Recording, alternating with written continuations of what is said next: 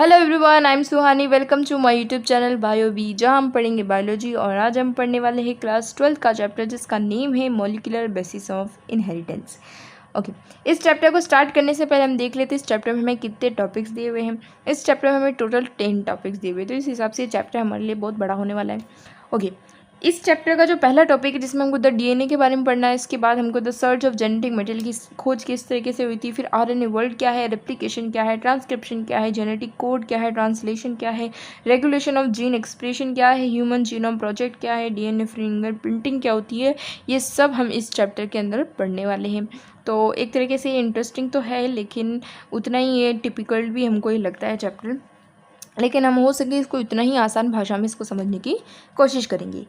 तो सबसे पहले हम बात करें जो पूरा लिविंग सिस्टम है ना, इस लिविंग सिस्टम में दो तरीके की न्यूक्लिक एसिड पाए जाते हैं। अब ये न्यूक्लिक एसिड आखिर होते क्या है? ये न्यूक्लिक एसिड यानी कि हमारी बॉडी में पाए जाने वाला जो बायोमोलिक्यूल होता है ना, तो ये सबसे लार्जेस्ट बायोमोलिक्यूल होता है हमारा ये न्यूक्लिक एसिड, जो कि हमको लिविंग सिस्टम में दो मिलते हैं। एक होता है हमारा डीऑक्सी न्यूक्लिक एसिड, जिसको हम डीएनए कहते हैं, जो कि इसकी फुल फॉर्म है। और सेकेंड होता है हमारा राइबो न्यूक्लिक एसिड, जो कि होता है आरएनए, जो कि इसकी फुल फॉर्म है। ठीक है, अब डीएनए और आरएनए ये दोनों ही हमारा क्या है, ये जेनेटिक मटेरियल है। जेनेटिक मटेरियल जो डीएनए होता है हमारा, वो हमको मोस्ट ऑर्गेनिज्म में हमको डीएनए ही देखने को मिलता है, लेकिन कुछ जो वायरसेस होते हैं, सब वायरसेस के अंदर हमको जेनेटिक मटेरियल आरएनए देखने को मिलता है। इसी कारण से इसके साथ कुछ फंक्शन जो है ऐड ऑन कर दिए गए। भाई ये तो सारे ऑर्गेनिज्म मिल ही रहा है ना, इसके बाद तो सिर्फ कुछ वायरसेस ही मिल रहा है, इसलिए इस बेचारे पे दया खा के क्या क्या इस पर कुछ फंक्शंस भी ऐड कर दिए गए, जैसे कि हमारा मैसेंजर होता है, एडेप्टर होता है, स्ट्रक्चर होता है, कैटालाइटिक मॉलिक्यूल होता है। ओके, तो सबसे पहले तो हम पढ़ेंगे कि द डीएनए है क्या। ठीक है, फिर हम देखेंगे कि आगे किस तरीके से जो है आपने इनको कह दिया कि जेनेटिक मटेरियल है, यही क्यों जेनेटिक मटेरियल है, कोई प्रोटीन क्यों नहीं है हमारा जेनेटिक मटेरियल, या कोई दूसरी चीज़ हमारी जेनेटिक मटेरियल क्यों नहीं है, उसको हम पढ़ेंगे। ठीक है, वही हमको सेकंड जो टॉपिक में हमको पढ़ना पड़ेगा। फिर हम सबसे पहले डीएनए, फिर पढ़ेंगे जेनेटिक मटेरियल की सर्च कैसे, फिर हम आरएनए वर्ल्ड पढ़ेंगे, और उसमें आगे क्या है ऐसे एक एक करके हम पढ़ते जाएंगे। तो स्टार्ट करते हैं। हमारा जो पहला टॉपिक है हमारा डीएनए। डीएनए क्या है? एक long polymer deoxy ribo nucleotides, एक लॉन्ग पॉलीमर है हमारा डीऑक्सी राइबो न्यूक्लियोटाइड्स का एक लॉन्ग पॉलीमर होता है, जिसके अंदर नंबर ऑफ न्यूक्लियोटाइड्स पाए जाते हैं। ठीक है, अब ये जो न्यूक्लियोटाइड्स होते हैं ये सब में अलग अलग होते हैं। जैसे कि बैक्टीरियोफेज में अगर हम बात करेंगे तो 5386 न्यूक्लियोटाइड्स हमको देखने को मिलेंगे। बैक्टीरियोफेज लैम्डा में हम बात करेंगे तो 48502 बेस पेयर हमको देखने को मिलेंगे। ईस्टर कोलाई के अंदर हम बात करेंगे तो 4.6 इंटू 10⁶ बेस पेयर देखने को मिलेंगे, जो कि हैप्लॉइड की है ये। और ह्यूमन डीएनए अगर हैप्लॉइड में पूछा जाएगा तो 3.3 मल्टी 10⁹ बेस पेयर होंगे। और ह्यूमन डीएनए के अंदर हमारे डिप्लॉइड में पूछा जाएगा तो हमारा 6.6 मल्टी 10⁹ बेस पेयर होंगे। अब ये बेस पेयर और ये न्यूक्लियोटाइड क्या है, यहाँ पे न्यूक्लियोटाइड लिख दिया, बाकी सब में बेस पेयर लिख दिया। ऐसा क्यों किया, ऐसा अन्याय क्यों किया इसके साथ? इसलिए किया गया क्योंकि ये जो है हमारा सिंगल डीएनए होता है, और बाकी के जो है ये हमारे डबल स्टैंडर्ड डीएनए के बताया गया है। और एक बेस पेयर जो होता है वो इज इक्वल टू होता है हमारा 2 न्यूक्लियोटाइड, यानी कि 2 न्यूक्लियोटाइड जब एक मिलेंगे ना तब जाके एक बेस पेयर होगा। अब 2 न्यूक्लियोटाइड तो तब मिलेंगे ना जब उसमें 2 स्ट्रैंड्स होंगे, डबल स्ट्रैंड्स होंगे। बल्कि यहाँ जो हमारा बैक्टीरियोफेज है जिसके अंदर तो हमारा single DNA, single mother strand है उसके पास, तो सिंगल स्ट्रैंड ऑफ डीएनए है तो उसके पास क्या होगा, न्यूक्लियोटाइड्स में लिखे जाएंगे ऑब्वियसली। और यहाँ पे चूंकि 2 उसके पास स्ट्रैंड्स है तो दोनों को मिला के इसलिए बेस पेयर में इनमें लिखे गए हैं। ओके, अब हम बात करते हैं सबसे पहले स्ट्रक्चर की बात करें तो हमारा जो पॉलीन्यूक्लियोटाइड चेंज है, यानी कि जो हमारा डीएनए का स्ट्रक्चर, आरएनए का स्ट्रक्चर कुछ इस तरीके से दिखता है। ठीक है, डीएनए एक दूसरे के सांप के जैसे लपटे हुए थे एक दूसरे के, मतलब उनके बीच में जगह होती है। सांप के बीच में तो जगह नहीं होती ना, लेकिन इनके बीच में जगह होती है। इसके बीच में जो होता है हमारे नाइट्रोजनस बेस होते हैं, वो कुछ बॉन्ड से जुड़े होते हैं। वो बॉन्ड्स क्या होते हैं उनको हम पढ़ेंगे। इसकी बैकबोन यानी कि ये जो बना है ना, ये जो घूम रहा है, ये किस तरीके से, इसकी पिच क्या है, इसकी हाइट क्या है, इसकी लेंथ क्या है, इसका टर्न क्या है, ये सब हम पढ़ेंगे। ठीक है, तो ये जो स्ट्रक्चर है ना, जिस स्ट्रक्चर में ये बना हुआ है, इस स्ट्रक्चर को हम कहते हैं हेलिकल स्ट्रक्चर, जो कि हमको वाटसन एंड क्रिक ने दिया था। उन्होंने क्या कहता है, उन्होंने किन्हीं 2 साइंटिस्टों के बेस्ड पर जो है उनकी एक्सपेरिमेंट्स के आधार पर उन्होंने इस डीएनए को, मतलब इसका जो स्ट्रक्चर था उसको हेलिकल बताया कि ये हेलिकल स्ट्रक्चर होता है। तो वो 2 साइंटिस्ट कौन थे? वो महान व्यक्ति थे हमारे शार्गफ और हमारे फ्रैंकलिन, जिसमें हमारा शार्गफ रूल भी जो है हम आगे पढ़ने वाले हैं। और आरएनए का स्ट्रक्चर कुछ इस तरीके से होता है। तो हम डीएनए की बात करते हैं। डीएनए में हमारे क्या है, न्यूक्लियोटाइड्स होते हैं। ये न्यूक्लियोटाइड्स क्या मिलके बनते हैं? ये हमारे न्यूक्लियोटाइड्स न्यूक्लियोसाइड प्लस फॉस्फेट मिलके हमारे न्यूक्लियोटाइड बनाते हैं।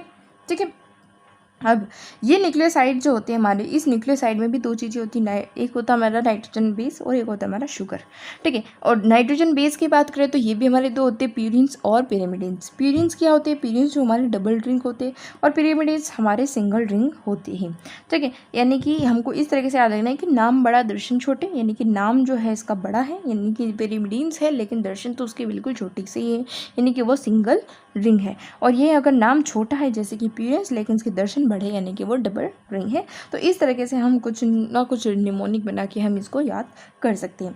तो हमारे प्यूरिन्स के अंदर आते हैं हमारा एडेनिन और ग्वानिन, और पिरिमिडिन्स में आते हैं हमारे साइटोसिन, थाइमिन।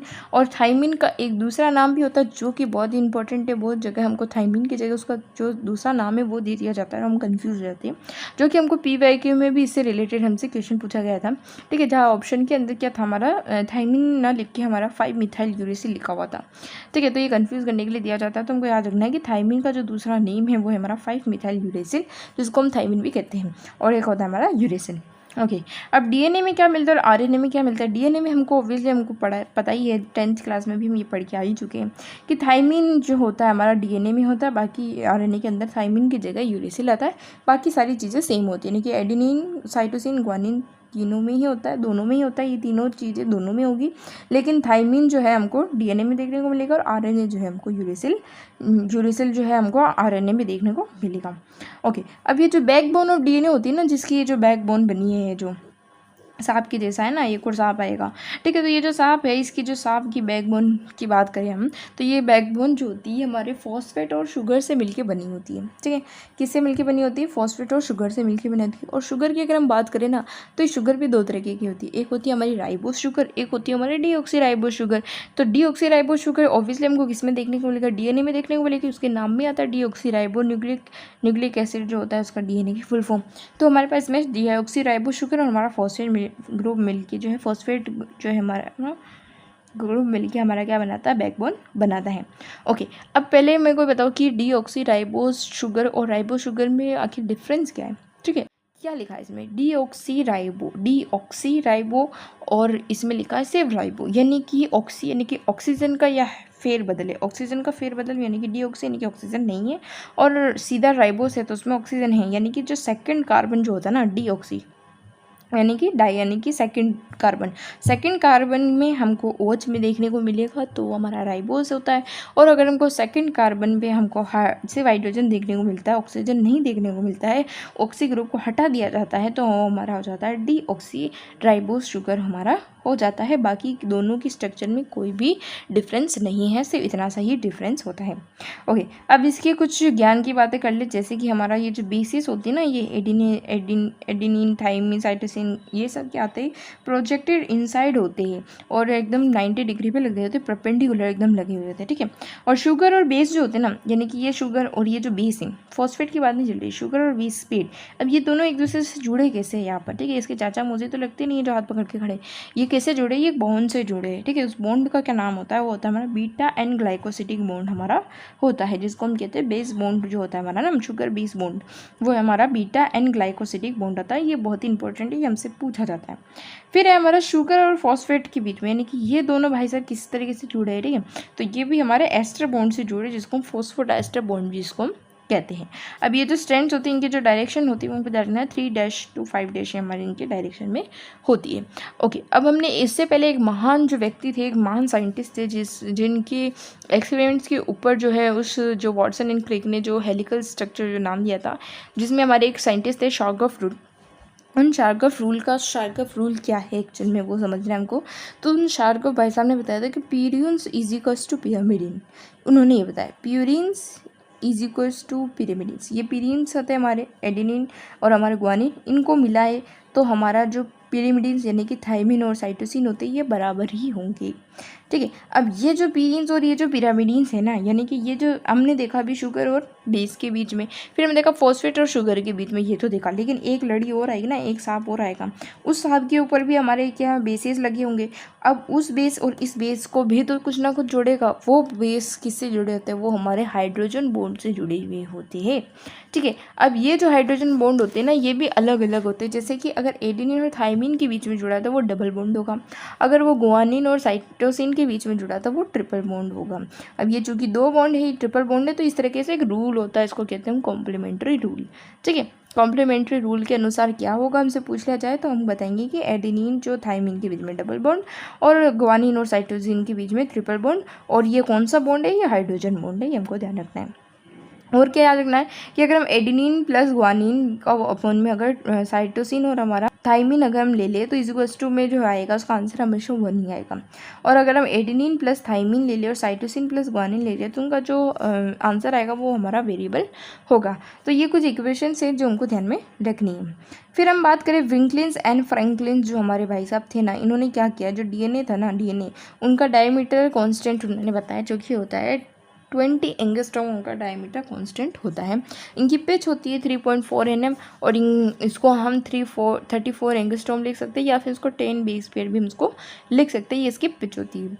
ओके, अब हमने पढ़ा था कि एक राइबो शुगर, एक डीऑक्सी राइबो शुगर जो हमने पढ़ा था ना, वो जो शुगर था वो हमारा यही है, ये शुगर का स्ट्रक्चर है, ये हमारा राइबो शुगर का स्ट्रक्चर, ये हमारा डीऑक्सी राइबो का स्ट्रक्चर है। अब देखो दोनों तो एक जैसे दिख रहे हैं भाई। फिर हमने डिफरेंस क्या था, वही हमने पढ़ा था कि डीऑक्सी यानी कि सेकंड कार्बन पे OH है तो राइबोज है, और अगर सेकंड कार्बन पे O नहीं है, सिर्फ और सिर्फ H ही है, तो वो हमारा डीऑक्सी राइबोज है। बाकी का पूरा स्ट्रक्चर कॉपीड है, पूरा एक जैसा ही है।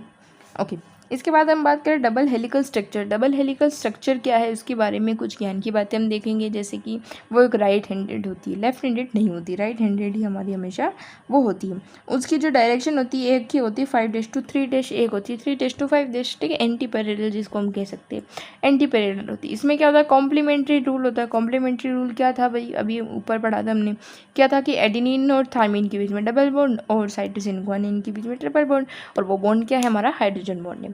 फिर इनकी पिच क्या है वो भी हमने पढ़ ली, 3.4 nm होती है ना, 34 एंगस्ट्रॉम होती है, 360 डिग्री कह सकते हैं, या हम इसको 10 बेस पेयर भी कह सकते हैं।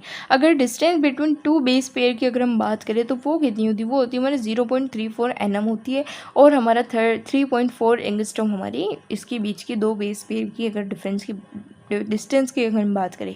फिर एक होता है टॉर्जन एंगल। टॉर्जन एंगल क्या होता है, ये जो टर्न हो रहा है ना, इस तरीके से जो घुमाव होता है सांप के जैसे घूम रहा है ना एकदम, तो ये टॉर्जन कहलाता है। ये टॉर्जन, ये एंगल कितना होता है, ये 36 डिग्री हमारा इसका एंगल होता है। इसके बाद नेक्स्ट अगर हम सेंट्रल डॉगमा क्या होता है, सेंट्रल डॉगमा जो कि हमको फ्रेंच क्रिक ने दिया था। फ्रेंच क्रिक ने क्या बताया था कि जो डीएनए है ना, इस डीएनए को क्या करेंगे ना, अगर आरएनए में बदलेंगे ना तो वो प्रोसेस कहलाता है ट्रांसक्रिप्शन वाला प्रोसेस कहलाता है, और फिर उस आरएनए को जब हम प्रोटीन में बदलते हैं ना तो वो हमारा ट्रांसलेशन कहलाता है। और यही अगर हम डीएनए से वापस डीएनए ही बना लिया जाएगा तो उसको रेप्लिकेशन कहेंगे। इसमें रिवर्स प्रोसेस भी होता है। रिवर्स प्रोसेस का होता है, सिर्फ आरएनए से हमारा डीएनए बनता है, जिसको हम कहते हैं रिवर्स ट्रांसक्रिप्शन कहते हैं।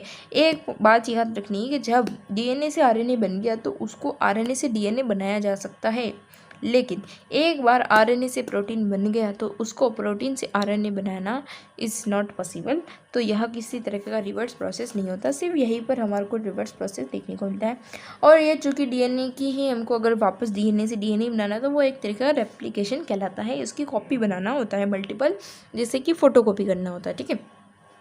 ओके, अब हम बात करेंगे पैकेजिंग ऑफ डीएनए हेलिक्स, यानी कि जो डीएनए है ना इसकी एक्चुअली पैकेजिंग किस तरीके से होती है ना, यानी कि इस डीएनए को अगर हम खोल के देखेंगे एकदम तो क्या क्या देखने को मिलेगा ना, तो खोल के देखेंगे पहले, तो फिर उसको समेटेंगे, तो वही इसकी पैकेजिंग होगी ना। तो वही हमको छोटी से बड़ी, फिर उससे बड़ी करके हमारा जो डीएनए बनने वाला है वो कैसे बनेगा। तो प्रोकैरियोट्स में बात करें तो एक डोंट डिफाइंड जो न्यूक्लियस होता है वो हमारे प्रोकैरियोट्स होते हैं। उसमें हमारा डीएनए होता है जो कि नेगेटिव चार्ज होता है, प्रोटीन जो होता है वो हमारा पॉजिटिव चार्ज होता है, और वो दोनों एक दूसरे से हेल्ड टुगेदर होते हैं, ठीक है। इन द रीजन उसको हम न्यूक्लियोइड कहते हैं। तो the DNA in a nucleoid is organised in a large loops held by the proteins. तो इस तरीके से हमारे प्रोकैरियोट्स में देखने को मिलता है। एनसीईआरटी में सिर्फ इतना सा ही हमारे को दिया हुआ है।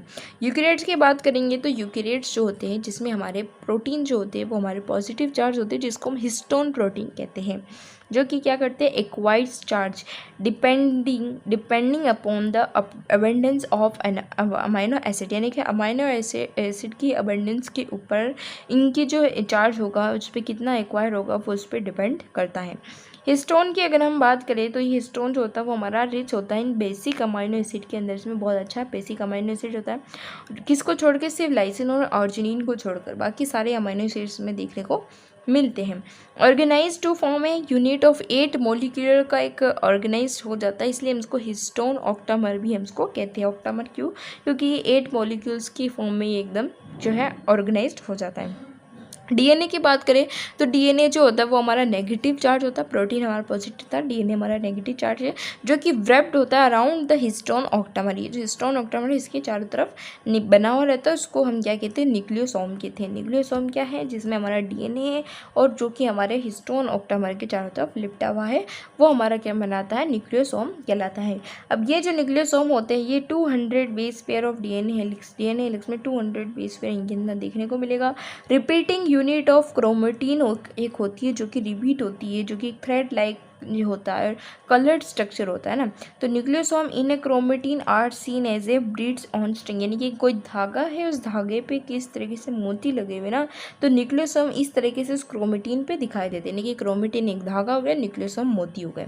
न्यूक्लियोसोम किससे मिलकर बना है? जिसमें हमारा हिस्टोन ऑक्टोमर हो, जिसपे हमारा डीएनए लिपटा हुआ है। तो एक बॉल जैसा हो गया, उस बॉल को उन दोनों को मिला के हमने क्या? न्यूक्लियोसोम का, और जो हमारा क्रोमेटिन धागा है उस पर हमारे इस तरीके से जैसे कोई जो धागा है उस पर हमारी मोती पो रखी है उस तरीके से दिखाई देती है।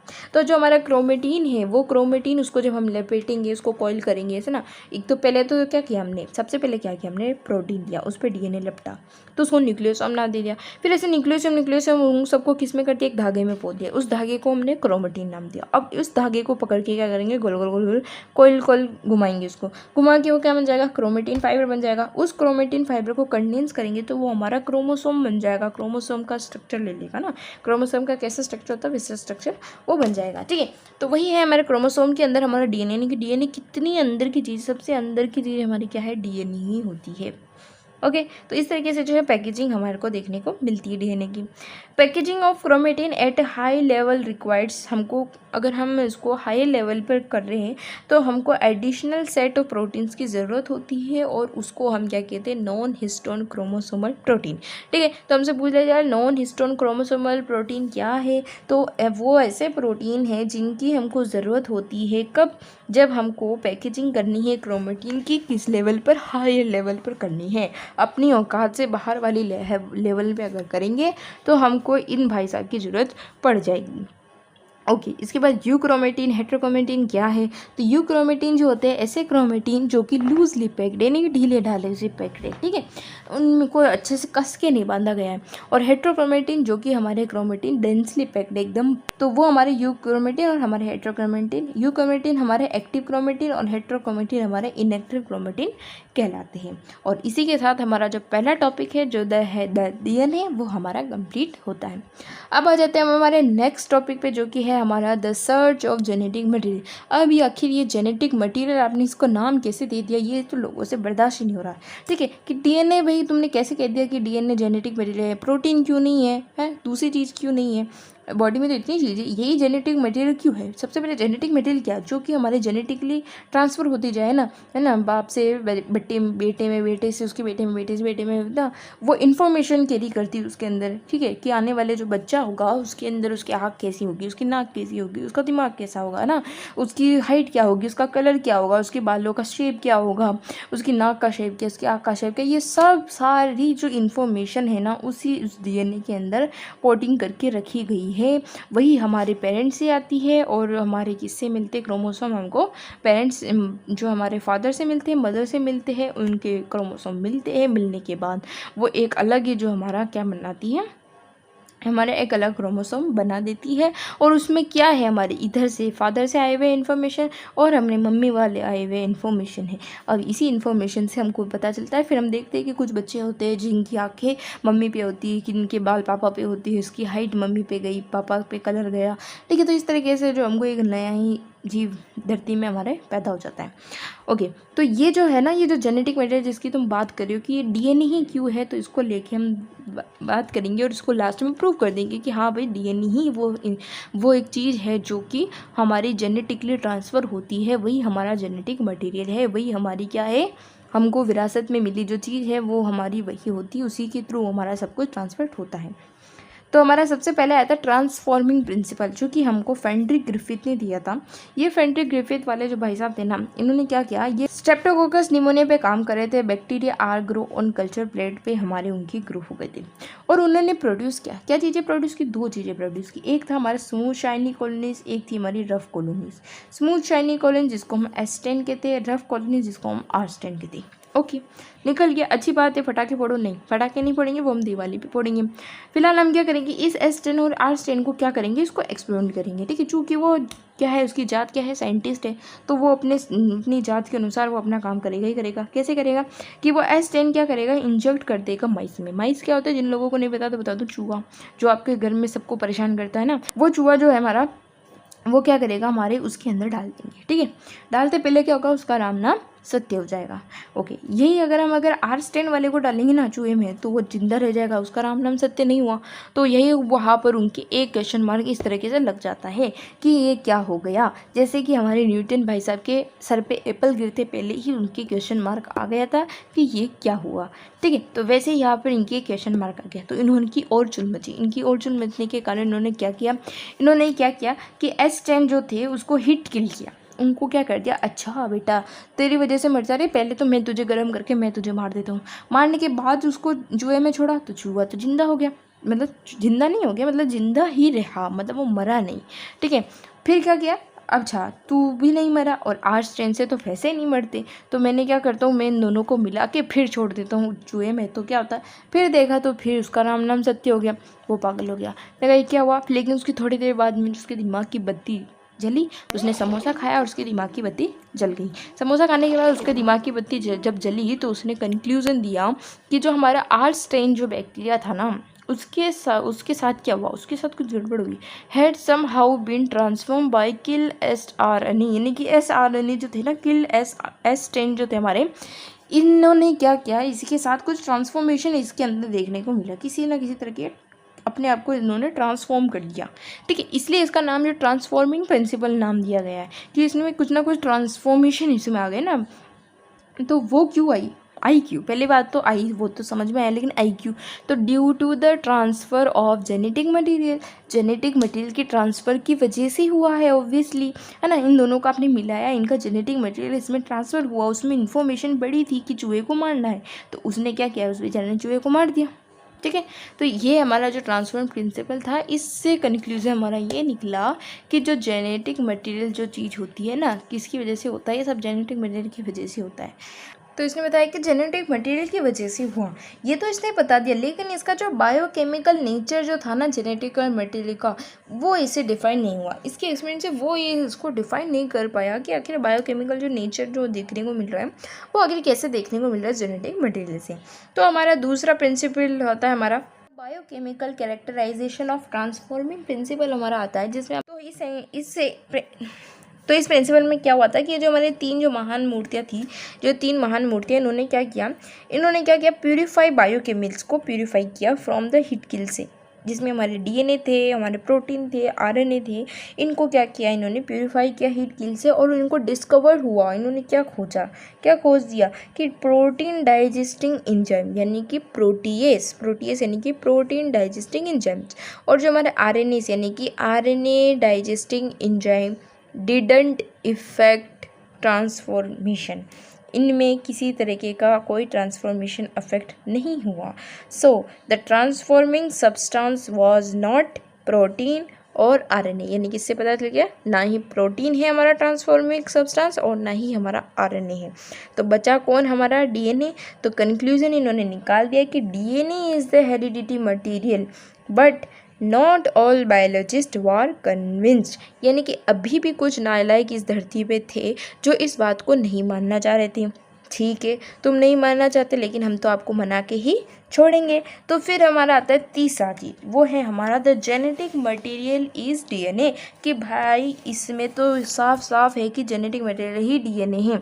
तो उन्होंने क्या किया, एल्फ्रेड हैशरे एंड मार्था जो चेस एक्सपेरिमेंट था, जो कि एक महान व्यक्ति थे, उन्होंने काम किया बैक्टीरियोफेज पे। बैक्टीरियोफेज क्या होता है, बैक्टीरियोफेज यानी कि एक ऐसा वायरस जो कि अफेक्ट करता है हमारे बैक्टीरिया को, ठीक है, एक ऐसा वायरस जो बैक्टीरिया पे इफेक्ट करता है, इसलिए इसको हम बैक्टीरियोफेज कहते हैं। तो इस बैक्टीरियोफेज प्लस बैक्टीरिया के को डाल दिया, डालने के बाद क्या हुआ कि इन दोनों को साथ में रख दिया। साथ में रखने के बाद क्या हुआ कि जेनेटिक मटेरियल एंटर हो गया हमारे किसके अंदर, बैक्टीरिया सेल के अंदर जो है हमारा क्या हो गया, एंटर हो गया।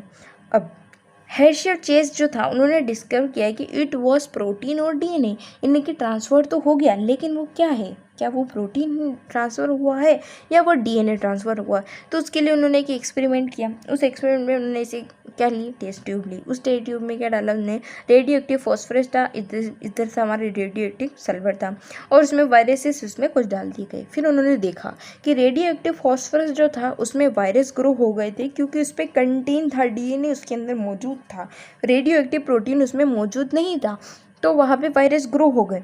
ठीक है, यही हमने देखा कि रेडियो एक्टिव सल्फर के अंदर वायरस ग्रो हो गए क्योंकि वहाँ पर रेडियो एक्टिव प्रोटीन था लेकिन रेडियो एक्टिव डीएनए हमारा नहीं था। ठीक है, तो ये था ही नहीं था, इससे क्या समझ में आया, इससे ये हुआ कि जो हमारे रेडियो एक्टिव फेजेस जो थे ना वर अलाउड टू अटैच इस चेयर को लेके साथ उनको अटैच कर दिया। तो फिर क्या हुआ कि वायरल कोट थी वो remove from the bacteria by the agitating के द्वारा, एक वायरल जो कोट थी उसको रिमूव कर दी गई बैक्टीरिया से। तो virus particles were separated from the bacteria by the spinning, और स्पाइनिंग करके उस वायरस पार्टिकल को सेपरेट कर दिया गया बैक्टीरिया से। फिर हमको देखने को मिला कि bacteria which was infected with virus that had radio active DNA. ठीक है, यानी कि जो बैक्टीरिया इन्फेक्ट हुआ वायरस से वो हमारा था रेडियो एक्टिव डीएनए हमारा था, जो कि हमारा रेडियो एक्टिव था। तो इससे हमको इंडिकेशन मिला, इंडिकेटिंग क्या दिया इसने कि the DNA was the material that pass from the virus to DNA, यानी कि जो वायरस टू बैक्टीरिया, यानी कि डीएनए जो है वो हमारा मटेरियल है जो कि हमारा वायरस से बैक्टीरिया में पास्ड हुआ है। और दूसरी चीज़ क्या हुई कि bacteria that were infected with virus, और जो इन्फेक्ट हो गए वायरसेस के साथ में, that had a radio active protein were not radio active, यानी कि उसमें रेडियो एक्टिव प्रोटीन जो था ना लेकिन वो रेडियो एक्टिव नहीं थे। ठीक है, क्या नहीं थे वो, रेडियो एक्टिव वाली प्रॉपर्टी उनमें नहीं आई, बल्कि पहले वाले में रेडियो एक्टिव वाली प्रॉपर्टी आ गई। तो इससे हमको ये कन्फर्म हो गया कि हमारा वायरस से जो बैक्टीरिया में ट्रांसफर है वो हमारा डीएनए ही है, बल्कि इसमें जो रेडियो एक्टिव प्रोटीन जो हमारा तो चला गया था लेकिन वो रेडियो एक्टिव नहीं था। तो वो इससे इंडिकेट हुआ कि protein didn't enter the bacteria from the virus, यानी कि प्रोटीन जो है एंटर नहीं हो सकता बैक्टीरिया से वायरस से। कौन चीज़ जो है हमारी ट्रांसफ़र होती है वो है हमारा डीएनए, इसलिए इसको जेनेटिक मटेरियल बता दिया गया। अब इसके बाद एक कुछ चीज़ें थी कि जेनेटिक मटेरियल बनने के लिए कुछ चीज़ें हमको फुलफ़िल करनी पड़ेगी, जैसे कि सबसे पहले उसमें एबल टू रेप्लिकेट, खुद को रेप्लिकेट करने वाली प्रॉपर्टी होनी चाहिए, केमिकली एंड स्ट्रक्चरली भी स्टेबल होनी चाहिए, है ना, प्रोवाइड म्यूटेशन भी उसमें होनी चाहिए ना, जिसमें चेंजेस हम कर सकें, हेरफेर बदल उसमें कर सकें, इस तरीके की भी उसमें होनी चाहिए चीज़ें, और express it self in the form of Mendelian characters के रूप में भी वो अपने आप को एक्सप्रेस कर सके। और ये सारी जो चीज़ें थी ये हमारे डीएनए फुलफ़िल करती है। तो इससे हमारा एकदम क्या हो गया, कम्प्लीटली हमको ये पता चल गया कि जेनेटिक मटेरियल हमारा डीएनए ही होता है, ना कि कोई आरएनए और ना ही कोई हमारा प्रोटीन होता है। तो इसी के साथ हमने इस चैप्टर के 2 टॉपिक जो थे हमारे कंप्लीट हो चुके हैं, और बाकी के जो टॉपिक है हम इसको नेक्स्ट पार्ट में हम कवर करेंगे। और इस चैप्टर के जो नोट्स है पीडीएफ की फॉर्म में आपको डिस्क्रिप्शन में देखने को मिल जाएंगे। तो मिलते हैं अगले पार्ट में। सो बाय एंड टेक केयर।